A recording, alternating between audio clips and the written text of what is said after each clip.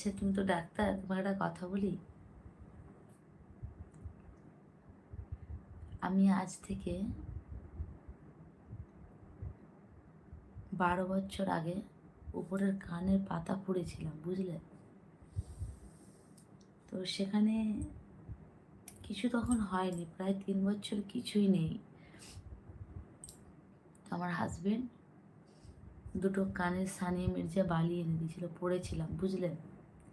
তারপর থেকে এরকম হয়ে গেছে।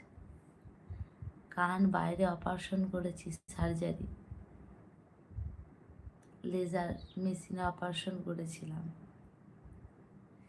কিন্তু আমার কিচ্ছু কাজ হয়নি। তোমরা তো ডাক্তার, মানে ভালোভাবে বলতে পারবে, এই কারণেই বললাম।